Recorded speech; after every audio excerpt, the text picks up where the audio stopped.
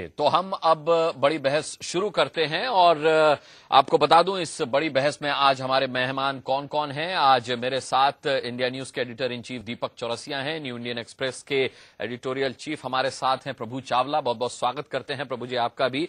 और इसके अलावा हमारे साथ कांग्रेस से जगदंबिका पाल जुड़ेंगे इस चर्चा में शामिल होने के लिए। हमारे साथ बीजेपी से रामेश्वर चौरसिया जी हैं और हमारे साथ पटना से जुड़ेंगे राजीव रंजन जेडीयू से।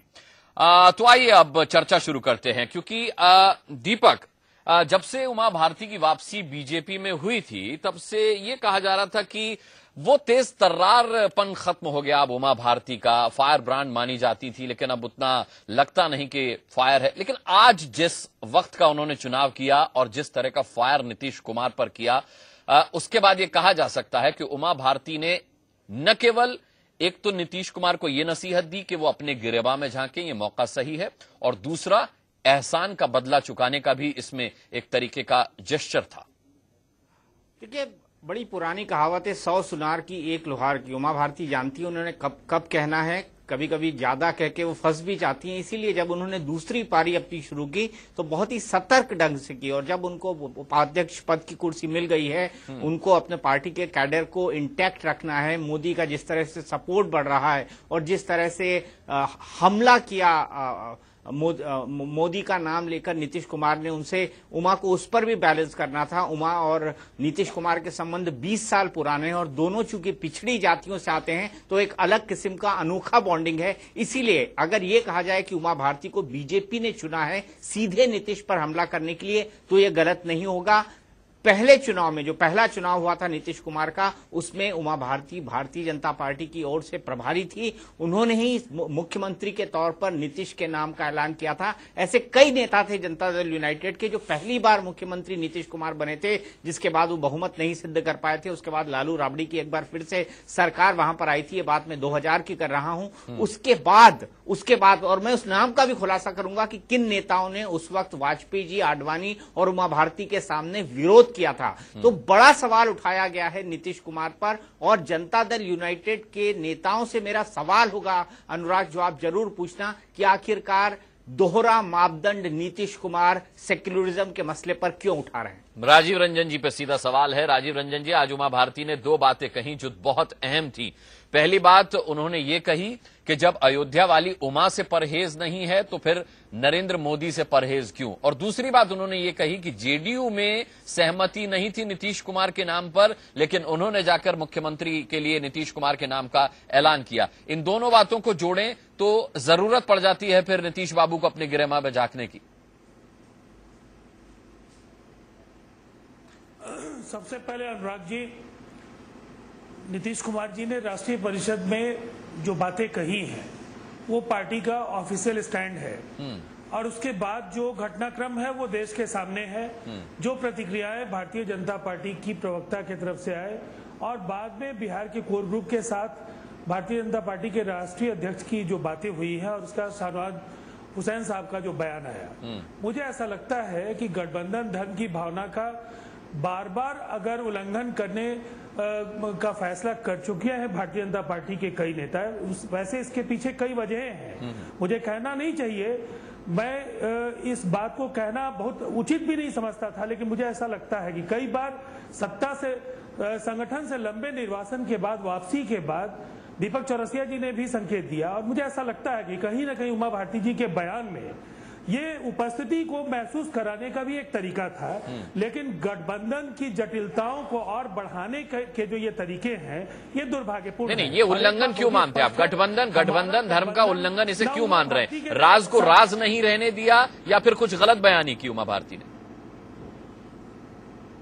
नहीं, उन्होंने बिल्कुल गलत बयानी की। हमारा गठबंधन, अगर आप याद करें तो समता पार्टी के साथ भारतीय जनता पार्टी का गठबंधन एनडीए के बनने के पहले हुआ, और एनडीए के बनने के बाद नेशनल एजेंडा ऑन गवर्नेंस में जो सवाल थे उन सवालों की पृष्ठभूमि में ही बाद में निरंतरता के आधार पर एक वर्ष पहले एक इकोनॉमिक टाइम्स को दिए इंटरव्यू में नीतीश कुमार जी ने अपनी बातें रखी थी और कहीं ना कहीं उसी कंटिन्यूटी में नेशनल काउंसिल में जो बातें उन्होंने रखी हैं वो बिल्कुल ही पार्टी का ऑफिशियल स्टैंड है। और धर्मनिरपेक्षता के सवाल पर, देश में ग्राह्यता और स्वीकार्यता के सवाल पर, देश के संघीय ढांचे की विविधताओं को आत्मसात करने का जो काबिलियत होनी चाहिए और पिछड़े राज्यों की समझ होनी चाहिए, ये तमाम सवाल देश के सामने अप्रत्याशित नहीं। यानी कि अब सारी की सारी समझ नीतीश बाबू के पास है, बाकी और कोई समझदारी की बात नहीं कर रहा उनके अलावा, आपके मुताबिक? नहीं अनुराग जी, मुझे ऐसा लगता है ऐसा आकलन कृपया न करें। नहीं आकलन नहीं करो, मतलब धर्मनिरपेक्षता की अब जो परिभाषा नीतीश बाबू ने गढ़ दी है अब वही परिभाषा अंतिम मान रहे हैं आप उसको? उमा जी के सवाल का जवाब नहीं देंगे कि जब अयोध्या वाली उमा से परहेज नहीं है तो नरेंद्र मोदी से परहेज क्यों है?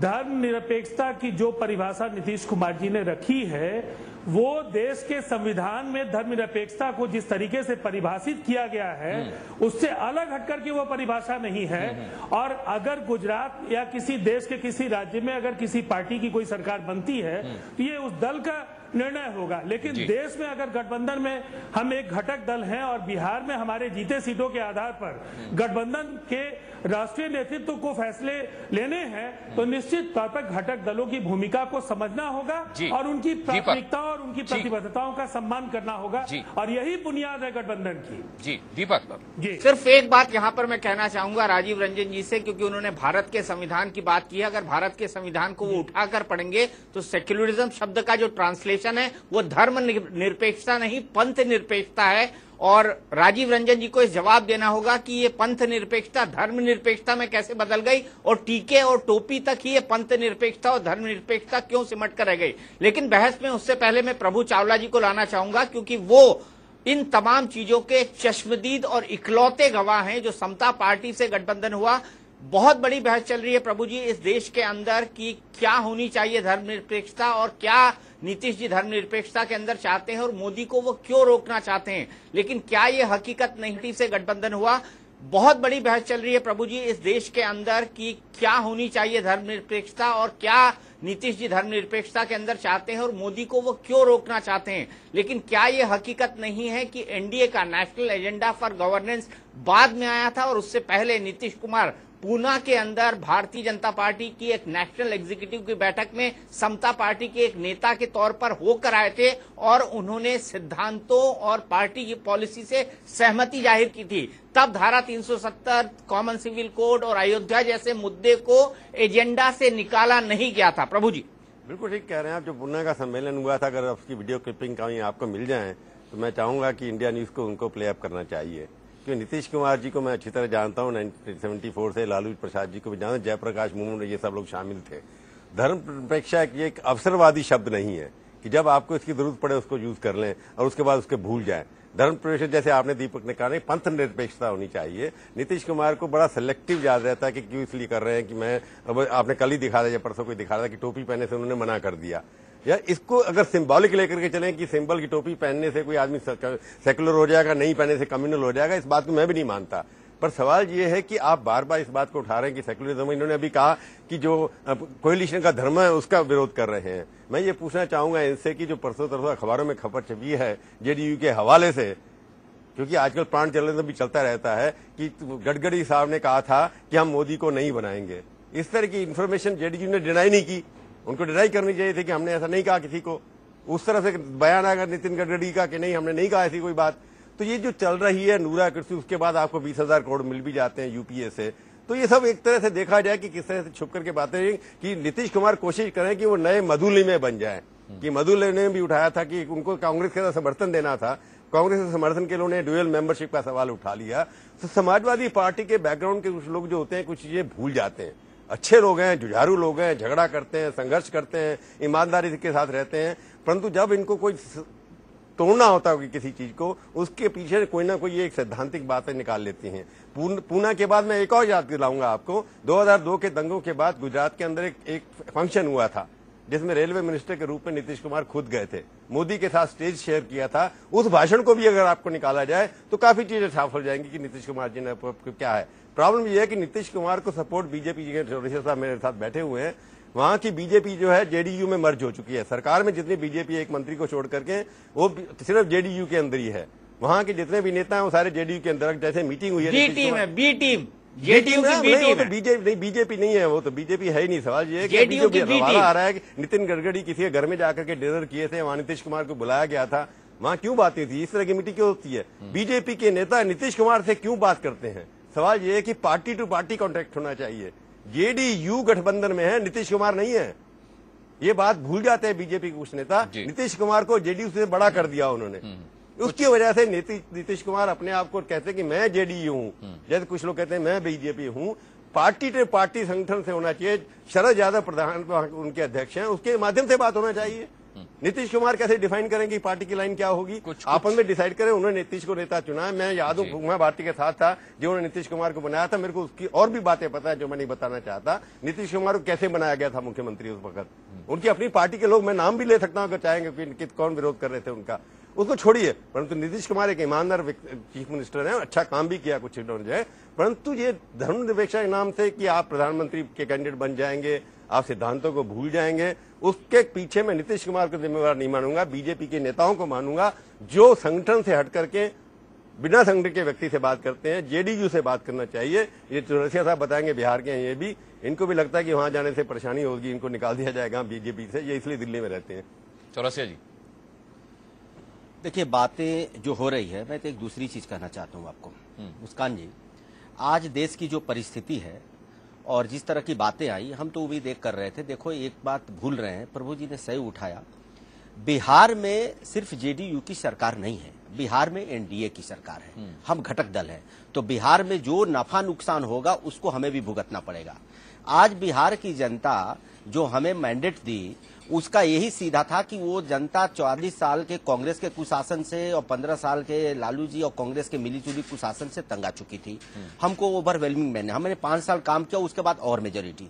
तो जनता ये चाहती थी कि हम बिहार के भलाई के लिए, बाकी प्रदेशों के चीफ मिनिस्टर अपने अपने करते हैं, भलाई के लिए हम ऐसा काम करें और इस हद तक जाएं कि हमारी समस्या का निदान हो। 8 साल हो गए, हम ये चाहते थे। लोग कहते हैं नकल करें, हमने नकल नहीं करो, हर प्रदेश की परिस्थिति अलग होती है, अपना ढिंढेरा पीटना अलग विषय है। हम कहते हैं कि नकल नहीं करनी चाहिए। मैं एक उदाहरण आपको देना चाहता हूं। आज मैं नहीं बोल रहा हूं, मुख्यमंत्री जी ने पटना में ही बोला है कि आज गांवों में ट्रांसफार्मर लेना होता है तो लोगों को पैसे देने पड़ते हैं, उनका बयान है पेपर में, ये सच्चाई है। आज बिजली की समस्या का ये है, तो मैं चाहता था कि इनके नेशनल काउंसिल में ये अटैक कांग्रेस पर होगा कि कांग्रेस का 15 साल के कुशासन ने बिहार में को बिजली से महरूम किया, उन्हीं की देन थी। हम इसको सुधारना चाहते हैं, इसके लिए पैकेज की मांग हो, भ्रष्टाचार और महंगाई पर बात हो, हम ये चाहते थे। और किसी भी दल के मीटिंग में सहयोगी पर हमला हो, ये तो कोई एक्सपेक्ट भी नहीं करेगा। दूसरी बात, बिहार की जनता सब देख रही है, ये हो क्या गया है, इससे सबसे दुखद पहलू क्या है, हम कार्यकर्ताओं की पार्टी, हमारे करोड़ों कार्यकर्ता है, आप सोचो उस पर क्या बीतती होगी। हमें तो सरकार इसलिए आई, बिहार की जनता ने दिया, हमारा कार्यकर्ता में दिन रात पसीने बहाए। सच मामला ये है रामेश्वर भाई, आप बड़ी लंबी बात कर रहे हैं, मैं एक लाइन में इसको समाप्त कर देता हूँ। एक बड़ी पुरानी नहीं, एक बड़ी पुरानी कहावत है, प्याज भी खाएं और जूते भी खाएं। कहावत है इसलिए बोल रहा हूँ। बीजेपी बिहार में यही कर रही है। बिल्कुल एक अन्य मार्ग से आपके विक्रमादित्य मार्ग का जो दफ्तर है ना बीजेपी का, जो आपके यहाँ पर डिसेंट है, वो इसलिए है कि नीतीश कुमार के नॉमिनी को भारतीय जनता पार्टी का अध्यक्ष बना दिया गया मंगल पांडे को, और उन्होंने नीतीश कुमार के खिलाफ एक भी आदमी को बीजेपी की पार्टी में रखा ही नहीं। तो जब आप इतनी बी की जगह सी टीम बन गए हैं तो आपके कार्यकर्ता का मान और सम्मान कहाँ जाएगा? देखिए, मैं जो कह रहा था आपको कि ये जो मामला चल रहा है ना, आज बहस किस पर होनी चाहिए? आज एनडीए को मजबूत करने का बहस इस पर था कि अटैक कांग्रेस पर होता। आप देखिए पिछले एक सप्ताह से इसका परिणाम क्या हुआ है, मुद्दे से हम भटक गए। चर्चा किस पर हो रही है? लगता है कि ये दोनों पार्टियां लड़ रही है, बीजेपी जेडीयू पर चर्चा हो रही है, और चर्चा की शुरुआत परिणाम तो हो गया ना, इनको भी पता है। रामेश्वर जी, परिणाम तो हो गया। 12,000 करोड़ का कल पैकेज मिल गया आपको, नीतीश कुमार को 12,000 करोड़ का बिहार का पैकेज मिल गया। देखिए, जगदम्बिका पाल से पूछिए, जगदम्बिका पाल जी बैठे हैं वहाँ पे, सबसे वरिष्ठ नेताओं में से हैं कांग्रेस के, क्यों चारा डाल रहे हैं नीतीश कुमार को आप? देखिए, 12,000 करोड़ का पैकेज बिहार के लिए कुछ नहीं होता। जगदम्बिका जी से सुन लेते हैं इसका जवाब। अब मैं काफी देर से सुन रहा था जो आज आपने बहस का मुद्दा रखा है कि जगदम्बिका जी एक मिनट रुकिए। 12,000 पे मैं बोल दूं। देखिए बिहार का ड्यू था अटल जी के समय, BRGF का फंड शुरू किया गया था। आप बोलिए, एक मिनट जगदम्बिका आपसे रिक्वेस्ट कर रहा हूं, सुन लीजिए। एक मिनट मैं आप ही से पूछ रहा हूँ। वो शुरू किया था BRGF का फंड, एक कोई एहसान नहीं हो रहा है, बिहार का हक था जो मिल रहा है वो जिस मौके पर मिला उस मौके की बात हो रही रामेश्वर चौरसिया जी। लगातार जो चीजें हो रही है उसमें जी जगदम्बिका जी, लीजिए। प्रभु चावला जी ने भी बहुत सारी बातें, राजीव जी आते हैं आपके पास, जरा जगदम्बिका जी को भी सुन ले। राजीव जी आते हैं आपके पास, पूरा मौका मिलेगा। आता हूं जी। जगदम्बिका जी बोलिए। उमा भारती जी, जिस तरह से उमा भारती जी के बयान पे एक नीतीश कुमार के धर्मनिरपेक्षता या पंथ निरपेक्षता के उनके व्यक्तित्व के सामने एक प्रश्न चिन्ह लग गया है, जिसपे दीपक जी या प्रभु जी सारे लोग प्रश्न चिन्ह लगा रहे हैं। मैं एक बात कहना चाहता हूं कि उमा जी ने कौन सी नई बात कह दी कि उमा से परहेज नहीं तो फिर मोदी से क्यों परहेज, उमा अयोध्या वाली अच्छी लग रही। अरे अयोध्या की अगर उमा अच्छी लग रही है तो उसी मंच पे लाल कृष्ण आडवाणी जी भी थे और लाल कृष्ण आडवाणी भी नीतीश जी को अच्छे लगते हैं। लेकिन नीतीश को अच्छा कौन नहीं लगता? श्री नरेंद्र मोदी जी, जिनको 2002 में नीतीश जी ने कोई प्रतिक्रिया नहीं व्यक्त की थी। उस समय भारत के तत्कालीन प्रधानमंत्री श्री अटल बिहारी वाजपेयी जी ने कहा कि नरेंद्र मोदी जी ने राजधर्म नहीं निभाया। इससे साफ था कि अगर अटल जी की चलती, शायद संघ या जो लोग भी बचाने वाले होंगे कि नरेंद्र मोदी जी को एक तरह से उस समय इस्तीफा देना था 2002 के दंगों के बाद, क्योंकि साफ प्रधानमंत्री ने उन पे आरोपित किया था कि उन्होंने राजधर्म मुख्यमंत्री के रूप में नहीं निभाया। इसके बावजूद वो मुख्यमंत्री बच गए। तो जब खुद अटल बिहारी वाजपेयी जी ने माना कि उस दंगों में सरकार स्टेट स्पॉन्सर्ड वायलेंस हुआ, जिसमें खुद माया कोडनानी और बाबू बजरंगी के खिलाफ अब एक फिर चाहे वो कलंक को दूर करना चाहते हो या कोई भी परिस्थितियां हो कि अब 31 साल की और 27 साल की सजा को फांसी मांगने के लिए उनकी एसआईटी जा रही दाखिल करने हाईकोर्ट में।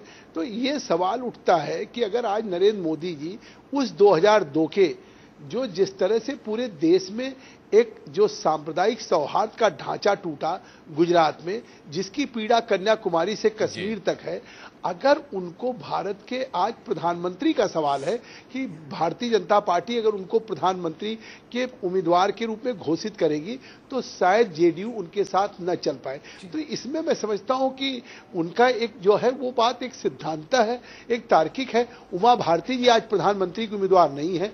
उमा भारती जी आज जेडीयू के और बीजेपी और एनडीए के गठबंधन में इस जगह पे नहीं खड़ी हैं कि जहां पे उनको फैसला करना। आज तो जेडीयू ने जो ये बात कही है कि अगर आने वाले दिनों में भारतीय जनता पार्टी की और एनडीए की सरकार बनेगी तो हम चाहते हैं कि उसमें एक सेकुलर किस्म के धर्मनिरपेक्ष, जिसमें उन्होंने आडवाणी जी की तारीफ की, नीतीश कुमार जी ने खुद की है। जगदम्बिका जी आएंगे। दीपक आपने जो पूछा था कि कांग्रेस क्यों दाना डाल रही है, आप ये देखें कि क्या लॉजिक जगदम्बिका पाल साहब लेकर आ रहे। जेडीयू की तरफ से कभी ये बात नहीं कही गई कि नरेंद्र मोदी को नीतीश क्यों नहीं पसंद करते। इस बात का जवाब कांग्रेस दे रही है, आप देख लीजिए। जी बिल्कुल, कांग्रेस दे रही है। और नीतीश कुमार जो कर रहे हैं, जो बिहार को विशेष राज्य का चारा देने की बात कर रहे हैं या दर्जा देने की बात कर रहे हैं और केंद्र सरकार उनको चारा दे रही है, उनके बीच मैं सिर्फ राजीव रंजन जी से ये जानना चाहता हूं। राजीव रंजन जी, ये पब्लिक है, ये सब जानती है। जी देखिए, सबसे पहले चौरसिया जी सवाल कई हैं और आपके पैनल में काफी देश के मशहूर लोग हैं। प्रभु चावला जी, देश की राजनीति पर लंबे समय से उनकी नजर है, लेकिन जिस तरीके का विश्लेषण है वो दुर्भाग्यपूर्ण है। और मुझे लगता है कि विश्लेषण को कैसे दुर्भाग्यपूर्ण कह सकते हैं आप? मुनासिब नहीं था जिस तरह से नहीं, मैं वही कहना चाहता हूं कि पूना सम्मेलन से लेकर के और एनडीए की बुनियाद तक की चीजों को जिस तरह से रखा गया है, गठबंधन दो दलों के बीच अगर है तो दोनों दलों के सहमति से लिए गए जो निर्णय होंगे और असहमति के बिंदुओं को किनारे रखा जाएगा। ये बुनियादी सिद्धांत है और इस बुनियादी सिद्धांत का पालन गठबंधन का बड़ा दल हो या छोटा दल हो, उन दोनों को इसका पालन करना पड़ता है। और नीतीश कुमार जी ने जो भी बातें कही हैं, नेशनल एजेंडा ऑन गवर्नेंस से अलग हट करके उन्होंने कोई बात नहीं। नीतीश कुमार आज तक जो बोलते रहे उसमें आपको गठबंधन के पालन की गरिमा कहीं भी खंडित होती नजर नहीं आई। राजीव रंजन जी, उमा भारती गलत बयानी कर रही हैं और प्रभु चावला का विश्लेषण दुर्भाग्यपूर्ण है। नहीं, और उसमें एक बात और जोड़ दूं कि आप अपनी पार्टी के फोरम से कांग्रेस के खिलाफ नहीं, नरेंद्र मोदी के खिलाफ भाषण देंगे। ये क्या गठबंधन धर्म है? आप अपने पार्टी के फोरम से किसी और के खिलाफ नहीं, अपने एक सहयोगी मुख्यमंत्री के खिलाफ भाषण देंगे। क्या ये गठबंधन धर्म है? राजीव जी, सीधा जवाब चाहता हूँ, हाँ या ना, क्या ये गठबंधन धर्म है?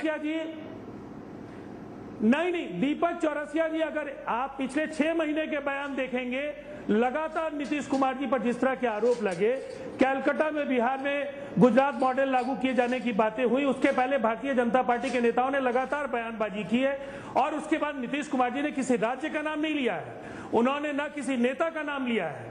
उन्होंने बिल्कुल कहा कि बिहार का हमारा मॉडल बिहार की परिस्थितियों के अनुकूल है और हम इस मॉडल के जरिए विकास का जो रास्ता तय कर रहे हैं। तो टोपी और टीका वाली बात क्या आडवाणी जी के लिए बोली थी उन्होंने? जाहिर सी बात है, टोपी और टीका वाली बात तो नीतीश कुमार ने नरेंद्र मोदी के लिए बोली थी। नहीं, आप अर्थ कैसे लगाते हैं वो हमारा प्रयास नहीं है उनका। मैं बस इतना आपको कहना नहीं, तो आप अर्थ समझा दीजिए ना राजीव रंजन जी, आप अर्थ समझा दीजिए, हम नहीं लगा रहे कुछ। गंगा जमनी संस्कृति की हिफाजत है, बिल्कुल। ये गंगा जमनी संस्कृति जो सैकड़ों वर्षों की जो साझी विरासत है हमारी, उस विरासत पर ही इस देश को हम आगे ले जा सकेंगे। कट्टरता और इस देश में धर्मांधता बढ़ा करके इस देश की बुनियादी समस्याओं का समाधान नहीं है। अब ये आप गठबंधन धर्म निभा रहे हैं राजीव रंजन जी। नहीं, इसीलिए नीतीश कुमार जी ने भूटान से आने के बाद अपने कार्यकर्ताओं की टोपी नहीं पहनी। उन्होंने भी, नीतीश कुमार जी ने भी टोपी नहीं पहनी। कल हमने फुटेज दिखाई है राजीव जी, अगर आप चाहें तो फिर चला सकते हैं हम। क्या वो गंगा जमनी संस्कृति, कई सारी चीजें आती हैं, लेकिन मैं नहीं, जो आप कहें वो कंटेक्स्ट में और जो हम कहें वो आउट ऑफ कंटेक्स्ट। बात को समझना। नहीं, दीपक जी, जो सवाल कई हैं और उन सवालों का जवाब अगर आप हमसे नहीं लेंगे तो निश्चित तौर पर उससे भ्रम होगा। अगर आपने ये कहा है कि हम इस गठबंधन को तोड़कर अलग होने के लिए यूपीए की तरफ आपने पैकेज को झुकाव के तौर पर देखा, ये कंटिन्यूएशन में है। बैकवर्ड रीजन ग्रांट फंड का पैसा 20,000 करोड़ मांगे गए बिहार में एग्रीकल्चर इरिगेशन फीडर और बिहार के 250। राजीव जी, आपकी बात का जवाब प्रभु देना चाह रहे हैं, सुनिए। नेटवर्क बनाने के लिए ठीक है राजीव रंजन जी, आपने कहा कि मेरा जगदम्बिका जी आते प्रभु जी के पास आपके पास आते हैं, इनके बाद आते हैं। क्योंकि मैं नीतीश कुमार जी को लगभग 40 साल से जानता हूं, अच्छे, मैंने पहले भी कहा बहुत अच्छे ईमानदार व्यक्ति हैं। मैं ये पूछा था, जब उनको सांप्रदायिकता याद आती है, मेरे को एक बात बता दीजिए कि नीतीश कुमार ने पिछले 10 साल में कश्मीर में जिस तरह से आक्रमण आतंकवादी कर रहे हैं, उसके खिलाफ कभी कुछ बोला? ईमानदार व्यक्ति हैं। मैं ये पूछा था, जब उनको सांप्रदायिकता याद आती है, मेरे को एक बात बता दीजिए कि नीतीश कुमार ने पिछले 10 साल में कश्मीर में जिस तरह से आक्रमण आतंकवादी कर रहे हैं, उसके खिलाफ कभी कुछ बोला? या जितने दंगे जितने बम ब्लास्ट हुए किसी बैंगलोर में, या कभी उसके ऊपर कभी स्टेटमेंट दिया आज तक उन्होंने? एक बार याद करा दीजिए मेरे को। अभी बम ब्लास्ट पर उनका कल बयान आया है। हाँ, और देश में सांप्रदायिक हिंसा या आतंकवादी हिंसा के सवाल पर नीतीश कुमार जी के बयान बिल्कुल नहीं, आप मेरे को बताइए ना, कश्मीर में जितने लोग मारे गए पिछले 10 साल में, कश्मीर में जितने हमले हुए, एक बार स्टेटमेंट दिया उन्होंने कश्मीर के चीफ मिनिस्टर के बारे में कि वो फेल हो गए कंट्रोल करने में, या कश्मीरी वहां से पंडित भगा दिए गए, उसके ऊपर कभी बोले आज तक? वो कश्मीरी पंडित को निकाला गया वहां से। आपकी पार्टी का क्या स्टैंड है इसके ऊपर? प्रभु चावला जी, बयान उन्होंने, नहीं, मैं सवाल पूछ रहा हूँ, आप बयान की बात करना, कब बयान दिया? आतंकवादी हिंसा हो, लगातार उनके, आपने बैंगलोर ब्लास्ट की बात की, अभी मैंने तीनों चीजें उठाई। बयान तो प्रभु जी उन्होंने 2002 में भी नहीं दिया था। कश्मीर की बात कर रहा हूँ, कश्मीर से भगा दिया गया लोगों को, या जम्मू कश्मीर में ब्लास्ट हुए, या यूपी में मंदिरों के ऊपर ब्लास्ट हुए, कब उन्होंने कहा? अगर ऐसे सवाल करेंगे तो मैं जवाब कैसे आपको दे पाऊंगा? हाँ, करिए ना। गोधरा वो गए, गोधरा उन्होंने आने के बाद पार्लियामेंट में लालू प्रसाद जी के एक एक सवाल का जवाब वो पार्लियामेंट में उन्होंने दिया। और जहां तक अपनी भूमिका का सवाल है और रेलवे की भूमिका का सवाल है, उन्होंने स्पष्ट किया कि सेफ्टी, सिक्योरिटी और लॉ एंड ऑर्डर के फर्क को देश को समझना होगा। लॉ एंड ऑर्डर राज्य सरकार का पर्व्यू था। मैं गोधरा का सवाल ही नहीं उठा रहा राजीव रंजन जी, मैं गोधरा का सवाल नहीं उठा रहा। मैं कह रहा हूं कश्मीर में पंडितों को रिहेबिलिटेट होना चाहिए, इसके बारे में कब कहा उन्होंने? अफजल गुरु को फांसी होनी चाहिए था, वो कब कहा उन्होंने? ऐसी चीजें जितने भी आतंकवादी जेल के अंदर है या जिनको फांसी की सजा हुई है, उसके ऊपर कब उन्होंने बयान दिया? खाली के बयान देने के बाद कांग्रेस के ऊपर इसके ऊपर 1984 के दंगे हुए उसके ऊपर श्रद्धांजलि कब बयान दिया नीतीश कुमार ने? उन्होंने 1984 के ऊपर आज तक कोई बयान दिया उन्होंने? अफजल गुरु के सवाल पर भी उन्होंने बयान दिया, बयान ही दिया। जिस तरह से मोदी के खिलाफ रोज बोलते हैं, रोज मोदी के खिलाफ बोलते हैं, इनका आज तक बोला इसका बाकी वाले नहीं, अफजल गुरु के सवाल पर भी उन्होंने बयान दिया और बैंगलोर ब्लास्ट के सवाल पर भी बयान उस दिन दिया। वो तो सब प्रधानमंत्री ने भी दिया था, वो सारे देश के नेताओं ने दिया था। हिंसा हुआ इन तमाम सवालों पर नहीं, उन्होंने लगातार अपने विचार रखे हैं। बयान हर नेता ने दिया, पर उसके बाद एक्शन की देश के अंदर जिस तरह से दंगे हो रहे हैं, बॉम्ब ब्लास्ट हो रहे हैं, उसके लिए कौन जिम्मेवार है? कभी कुछ कहा आपने? अगर नीतीश कुमार जी नहीं, प्रभु चावला जी, नीतीश कुमार जी ने नाम नहीं लिया, लेकिन अगर सुझाए गए मानदंडों के आधार पर भारतीय जनता पार्टी के कतिपय नेता किसी नेता का नाम तय कर लेते हैं तो ये उनके नजरिए का सवाल है, हमने नहीं कहा है। अगर आप सांप्रदायिक मान लेते हैं गुजरात के मुख्यमंत्री को, अगर आप मान लेते हैं पिछड़े राज्यों के प्रति उनकी हमदर्दी नहीं है, अगर वो पिछड़े राज्यों का विकास नहीं चाहते हैं, देश में ग्राह्यता और स्वीकार्यता की कसौटी पर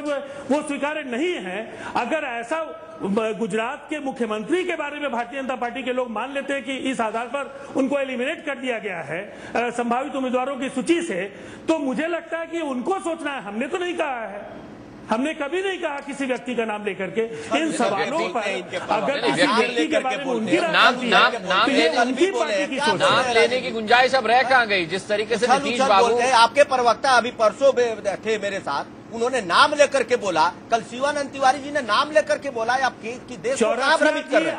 मैं दूसरी चीज बोल रहा हूँ, इसको भटका रहे हैं। चौरसिया जी सवाल का जवाब जैसे नेताओं ने भारतीय जनता पार्टी और जनता दल के गठबंधन को चाहे जो वजह हो, आपने जितना नुकसान पहुंचाया है चौरसिया जी, ये बिहार की जनता आपको जानती है। वो मुझे मालूम है किसने नुकसान पहुंचाया, वो मालूम है राजीव जी। ये बोल देने से मामला जब नहीं जाता है। आप लोग को लगता है कि आज जगदम्बिका पाल जी क्यों खुश हो रहे हैं? आप देखिए, जगदम्बिका पाल जी क्यों खुश हो रहे हैं? आज जगदम्बिका पाल जी को याद आ रहा है कि गुजरात में, अरे राजीव जी सुनने का भी धैर्य रखिए, आप सुनने का भी धैर्य रखिए, मैं तब से आपको सुन रहा हूँ, मैं जवाब भी सुन लीजिए। कितना हम आपको सुनेंगे चौरसिया जी? जगदम्बिका पाल सुनने के लिए तो नहीं बैठे हैं ना हम लोग। जगदम्बिका पाल जी ने एक सवाल खड़ा कर दिया कि गुजरात में दंगे हुए उसको पीएम बनाएंगे। जगदम्बिका पाल जी, आप भूल गए कि भागलपुर के दंगे में 2500 लोग मारे गए, तब भी आप सेकुलर बने हुए हैं। यहाँ के दंगे में दिल्ली में 2500 मारे गए तो सेकुलर बने हुए हैं। आप बोल दे कि इंक्लूसिव ग्रोथ चाहिए तो ठीक है, जनता ने हमको हर प्रदेश में चुनाव 4-5 प्रदेश में अभी भी हमारा है, 2-2, 3-3 बार जीते, तो वहाँ हम ग्रोथ नहीं कर रहे हैं। बोल दिए तो हम ग्रोथ नहीं कर रहे हैं। मैं आपकी बात का जवाब दे दूं, अब आपकी बात का जवाब दे दूं, आपने मेरा नाम लिया, हम सेकुलर हैं और हमें सेकुलरिज्म की जो सर्टिफिकेट की बात आप कर रहे हैं, आपसे नहीं चाहिए। देखिए, ये फर्क है कि जो गुजरात का दंगा हुआ उसमें नरेंद्र मोदी जी के आज जिनको आपने अमित शाह साहब को जनरल सेक्रेटरी बनाया, जो माया कोडनानी है, बाबू बजरंगी है, सारी पार्टी के और गवर्नमेंट की स्टेट स्पॉन्सर्ड कम्युनल राइट था या दंगा था। जगदम्बिका पाल जी, किस कोर्ट ने सिद्ध किया है कि उसमें नरेंद्र मोदी का हाथ है कि किसका हाथ है? किस कोर्ट ने सिद्ध किया? आप तो नाम ले लिए अमित शाह जी का, आपके यहाँ इतने बाहुबली जब सांसद चुन के आते आप कहते हैं कि आरोप जब तक सिद्ध नहीं हुआ वो आरोपी नहीं है। अब आप तो भारतीय जनता पार्टी का जन्म जब से नहीं हुआ है तब से हमको कम्युनल कह रहे हैं, उसका अंजाम क्या हुआ? ये सर्टिफिकेट पब्लिक देती है। नहीं, एक मिनट सुन लीजिए, तो सजा हो चुकी है, मैं आप ही के लिए गुजरात में सजा हो चुकी है। देखिए, सवाल आपके लिए छोड़ रहे हैं। माया कोडनानी की सजा हो गई, बाबू बजरंगी की सजा हो गई, जिस नरोदा पाटिया में जिसमें 97 लोग मारे गए, अरे 97 लोग मारे गए नरोदा पाटिया में, और उसी में माया कोडनानी की सजा हुई है, बाबू बजरंगी की सजा हुई है, और आप कह रहे कहां स्टेट स्पॉन्सर्ड कम्युनल राइट हुआ, कहां वायलेंस हुआ? अरे जगदम्बिका पाल जी, पूरा देश अटल बिहारी वाजपेयी जी ने तस्लीम किया। मेरी बात सुन लीजिए, अब आपने कह दिया, मैं उस सवाल का जवाब दे रहा हूं। और कहीं अगर भागलपुर या दिल्ली में हुए, आज जो भी दंगे के दोषी हैं उनके खिलाफ मुकदमा चल रहा है, चार्जशीट है, उनके खिलाफ कार्रवाई हो रही है। और हम सेकुलर इसलिए हैं कि हम, अगर आप जैसे पार्टी जिसको आप कह रहे हैं कि शुरू से हम कहते आ रहे हैं, जब निश्चित तौर से अगर आज कहीं भी जिस तरह के सांप्रदायिक दंगे होते हैं और उसमें जिस तरह से आप लोगों की भूमिका रहती है, तो आपकी तो भूमिका रहती है। आप दंगों पे राजनीति करना चाहते हैं, आप कट्टरवादिता पे, आप फंडामेंटलिज्म पे आप राजनीति करना चाहते हैं। आप कहते हैं कि हम कोर्ट का, ये आस्था का सवाल है अयोध्या का, हम कोर्ट का फैसला नहीं मानेंगे। अरे आप अपने भाजपा के बयान तो देखिए। और देखिए, पहले तो आप इतने सीनियर नेता हैं, आप कोर्ट को भी घसीट दिए एकदम भी। आप सुन लीजिए, आप इतने सीनियर नेता हैं, 4 दिन के मुख्यमंत्री भी रहे हैं, बिना तथ्यों के अगर आप बात करेंगे तो ये आपको लिए भी शोभा नहीं देता है। पहले आप सुन लीजिए जो आप बोले हैं। आप यही करते करते, आपसे मैं एक सवाल पूछता हूँ, आप सांप्रदायिक कहते हैं, सर्टिफिकेट बांटते रहिए, जनता सर्टिफिकेट देती है। 32 विधानसभा जो माइनॉरिटी डोमिनेटेड गुजरात में है, इस बार मात्र आप 2 जीते हैं, हम 24 जीते हैं। और आ जाइए, मैं आपको बताता हूँ, आप बिहार चले जाइए, यूपी चलिए, उन इलाकों में बिहार में 12 हम लोकसभा जीते हैं, जिसमें 9 जो है माइनॉरिटी डोमिनेटेड है, पहले भी जीते हैं, आज भी हम जीते हैं। मैं आपको बता रहा हूँ, इसलिए ये तो आप तर्क दे रहे हैं ना, जहाँ विकास की बात हो, आज भी हमारी जहाँ जहाँ सरकार है, चाहे गठबंधन की हो कि हमारी सरकार है, विकास दर में सबसे ऊपर हम हैं। दिल्ली में तो भाजपा का विकास दर में सबसे ऊपर हम हैं। हम तीसरी बार सरकार बना रहे हैं, करेंगे नहीं, सवाल प्रदेशों में काम करेंगे नहीं। आप कह रहे हैं जीते हैं, गुजरात अनुराग मुद्दे से भटक गए हैं। चलिए दीपक आपसे जानना चाहूंगा कि क्या वजह क्या है 12,000 करोड़ का पैकेज मिले? क्योंकि मैंने देखा कि कभी बीजेपी इतना फ्रंट फुट पर नहीं रही, चाहे गठबंधन की बात रही हो या फिर मोदी के बारे में नीतीश ने जो कुछ बोला हो, बीजेपी ने जो कुछ भी बोला दबी जुबान से बोला। पहली बार बीजेपी इतनी मुखर नजर आ रही है, फ्रंट फुट पर खेलती हुई नजर आ रही है, जैसे जेडीयू रहे न रहे बीजेपी को अब कोई फर्क नहीं पड़ता। क्योंकि भारतीय जनता पार्टी ने इंतहा झेल ली है। बिहार के पिछड़ेपन को देखते हुए दिया। अगर हमने 12,000 करोड़ दिया है तो बिहार के पिछड़ेपन को देखते हुए 12,000 करोड़ दिया है। बिहार को 8 साल तो विशेष राज्य का दर्जा कब दे रहे हैं? विशेष राज्य का दर्जा कब दे रहे हैं? तस्वीर साफ हो जाएगी। जगदम्बिका जी, विशेष राज्य का दर्जा कब दे रहे हैं? भाई सुन लीजिए, तस्वीर साफ हो जाएगी, बता दीजिए। सारा कोयला वहाँ, सारी चीज वहाँ, अगर 40 साल में बिजली वहाँ पैदा नहीं आप कर पाए, कारखाना नहीं लगाए, वहाँ के कोयला से महाराष्ट्र में लगाए, मुंबई में लगाए, तो ये बिहार वालों का कसूर है, पैरामीटर है। और उस पैरामीटर के आधार पे हम उन राज्यों को सहयोग करते हैं आर्थिक रूप से। तो आज बिहार उस पैरामीटर में है कि हम किसी राज्य के पिछड़ेपन और राज्य की आवश्यकता के अनुसार नहीं, स्वाभाविक हमने इसके पहले भी दिया। बाढ़ आई थी बिहार में, हमने 1,000 करोड़ दिया था। आज के 3 साल पश्चिम बंगाल को पैकेज मिला था, वो भी मौका बहुत बढ़िया था। आज बिहार ये कहना वो जब पश्चिम बंगाल को पैकेज मिला था वो भी मौका बहुत बढ़िया था। अखिलेश यादव को चिदम्बरम पैकेज दे के आए, वो मौका भी बहुत बढ़िया था। और अब ये मौका भी बहुत बढ़िया है। पार्टी अगर जेडीयू को संभाल के नहीं रख पा रही है, जेडीयू को संभाल के नहीं रख पा रही है, अगर वो शिवसेना को नहीं संभाल के रख पा रही है, अब तो उनके सब घटक दल उनसे सवाल कर रहे हैं। आपसे तो सब घटक दल सवाल कर रहा है। आखिर उद्धव ठाकरे जी ने भी कहा कि अब आप फैसला भारतीय जनता पार्टी में प्रधानमंत्री पद के उम्मीदवार का अकेले नहीं कर सकते हैं। आपको अपने सहयोगी दलों को बुलाना होगा, एनडीए के सभी घटक दलों को बुलाना होगा, हमसे राय लेना होगा, तब आपको फैसला करना होगा। तो अब तो आप अपने किसी एनडीए के घटक अनुराग जी मुझे लगता है हमको बहस को यहाँ से आगे ले जाना होगा, क्योंकि हम एनडीए के जगदम्बिका जी, मेरे को लगता है कि जो बीजेपी वर्सेस कांग्रेस था वो बड़े लंबे लेवल पे हो गया है। लेकिन हमको ये भी समझना होगा कि आखिरकार नीतीश कुमार के दोनों हाथ घी और सर कढ़ाई के अंदर क्यों है 2014 के लिए? क्योंकि उनके पास बीजेपी भी है, क्योंकि उनके पास स्टैंड बाय के लिए कांग्रेस भी है, उनके पास थर्ड फ्रंट भी है, क्योंकि पिछड़े राज्यों की वकालत उस पिछड़े हुए राज्यों के मुख्यमंत्रियों के तौर पर वो दिल्ली की रैली के अंदर कर चुके हैं। मैं प्रभु चावला जी से ये जानना चाहूंगा, यहाँ पर आप उमा भारती को भी बहुत अच्छी तरह से जानते हैं, आप नीतीश कुमार को भी बहुत अच्छी तरह से जानते हैं, और जो उमा भारती ने इंडिया न्यूज से इंटरव्यू में कहा है कि नीतीश कुमार अगली बार मिलेंगे तो मैं उनसे पूछूंगी कि वो वोट बैंक की पॉलिटिक्स में न पड़े। ये पूरी वो वोट बैंक की पॉलिटिक्स कर रहे हैं, और अगर अयोध्या वाली उमा उनको पसंद थी तो मोदी क्यों नहीं है? नीतीश कुमार क्या जवाब देंगे इसका? भाई नीतीश कुमार को प्रॉब्लम बीजेपी से नहीं है, जैसे अभी वैसे जगदम्बा पाली बोल रहे थे, उनको प्रॉब्लम अडवाणी से भी नहीं है, उमा भारती से भी नहीं है, बाकी नेताओं से भी नहीं है। उनकी प्रॉब्लम सिर्फ मोदी से। उनको लगता है कि मोदी जो कभी बिहार में भी गए थे थोड़े दिन के लिए, वो मोदी उनसे आगे क्यों बढ़ गए, मोदी का नाम बार बार प्रधानमंत्री पद के लिए क्यों नहीं आ रहा है। नीतीश कुमार का आता था पहले, वो बंद हो गया एकदम, उन्होंने खुद कहा मैं भी नहीं बनना चाहता। तो ये एक लड़ाई है एक पर्सनैलिटीज की, और नीतीश कुमार को मेरी जो इन्फॉर्मेशन है, बिहार के अंदर काफी जो उन्होंने कास्ट डिवाइड करनी, कास्ट पॉलिटिक्स नीतीश कुमार ने भी खेली है। एक सबसे छोटा पिछड़ा वर्ग उन्होंने नया निकाल दिया उसके अंदर। भागलपुर के दंगों के अंदर उन्होंने दिखाया कि माइनॉरिटी के लिए कोई सजा नहीं मिली थी, इन्होंने अगले लोगों को वहां पर जेल भिजवाया, एक जस्टिस दिलवाई। तो वो राजनीति कर रहे हैं कास्ट की। अगर डेवलपमेंट देखें वहां हुआ है, सड़कें अच्छी बनी है, लॉ एंड ऑर्डर अच्छा हुआ है, परंतु ओवरऑल पैरामीटर अगर आप देख करके चलेंगे तो बिहार में कोई इंडस्ट्री आज तक नहीं आई। उनके 8 साल 10 साल होने वाले हैं, कोई नई इंडस्ट्री वहां पर नहीं लगी, कोई आईटी इंडस्ट्री वहां पर नहीं आई, कोई और किस्म के होटल नहीं खुले। पटना में अभी भी 2 ही स्टार होटल हैं।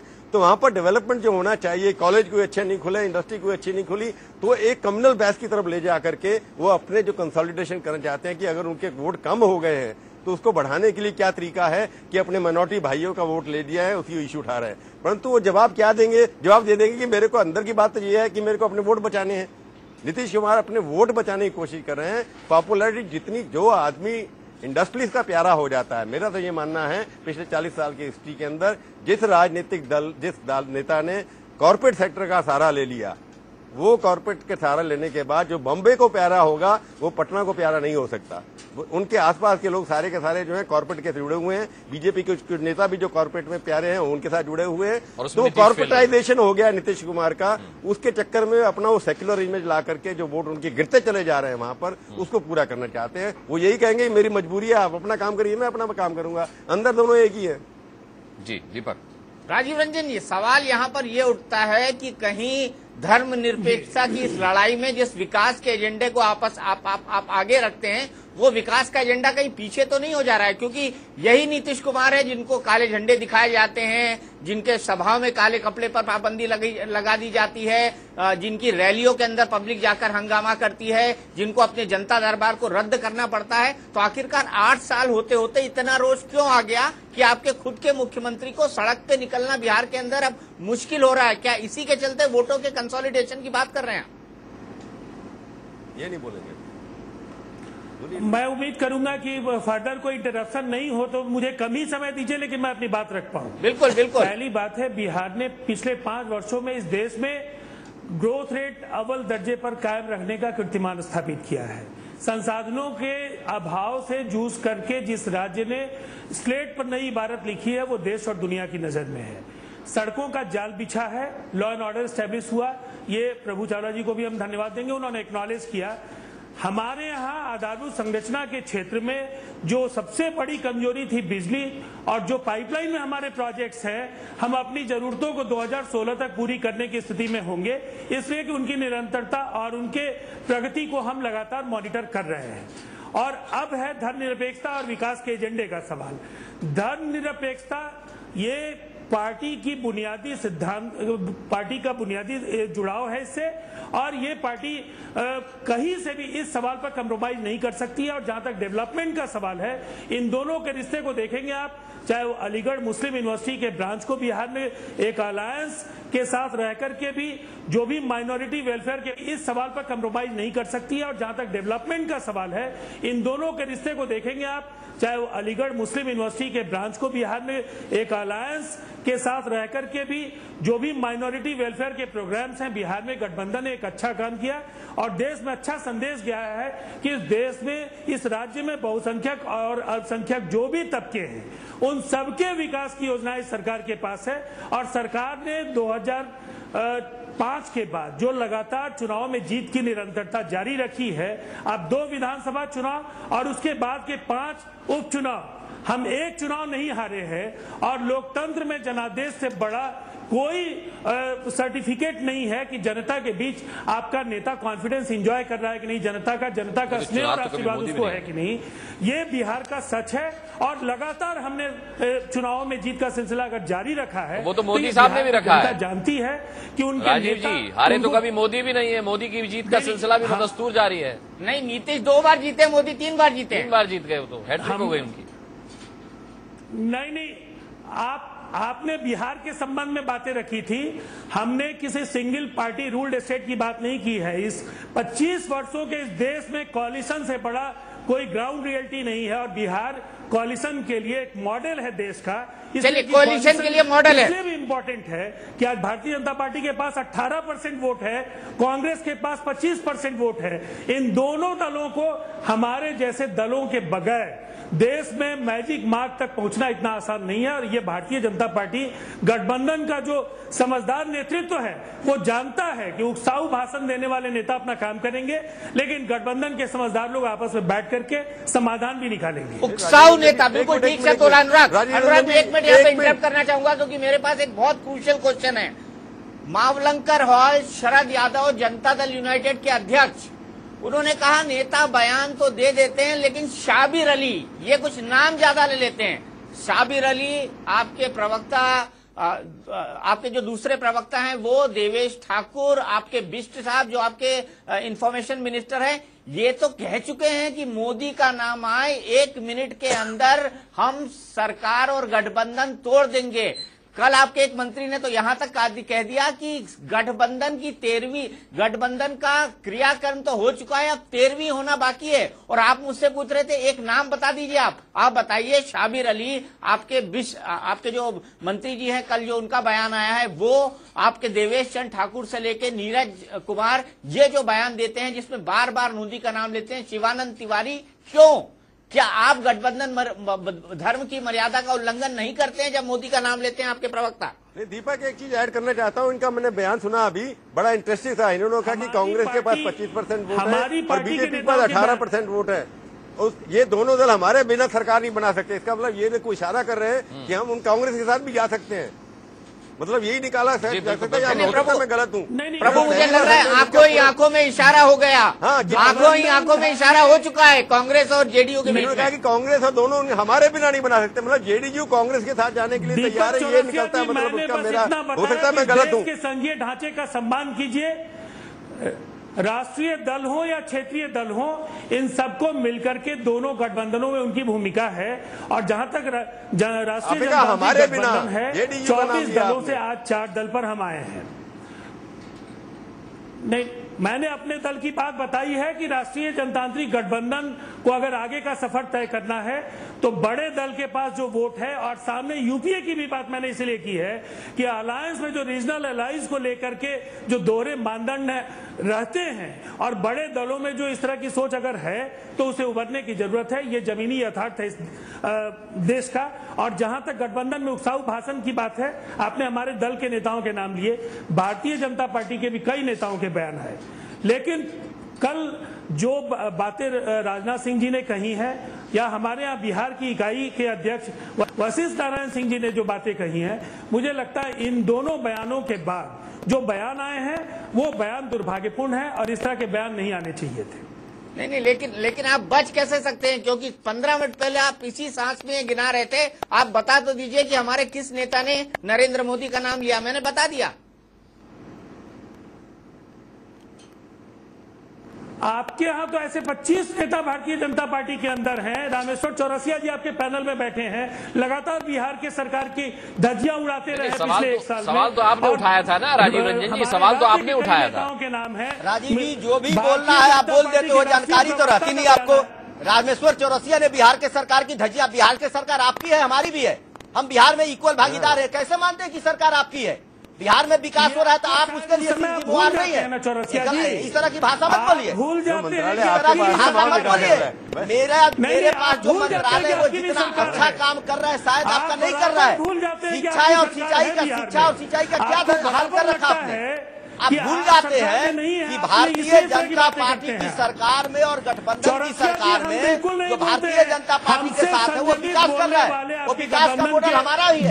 आप अपना मॉडल क्यों गाते रहते हैं? आप इंडिपेंडेंट सरकार में नहीं। आपको ध्यान रखना चाहिए कि बिहार की जनता ने 10 करोड़ जनता ने गठबंधन धर्म चलाने के लिए हमें चुना है और बिहार की जनता की आकांक्षाओं पर हम खरा उतरे। हमें बिहार में विकास पर ध्यान देना चाहिए, न कि बिहार में विकास पर ध्यान देना चाहिए, न कि बयानबाजी करनी चाहिए। हम तो ये चाहते हैं कि जनता के लिए विकास हो। राज्य गठबंधन के मॉडल का एग्जाम्पल है।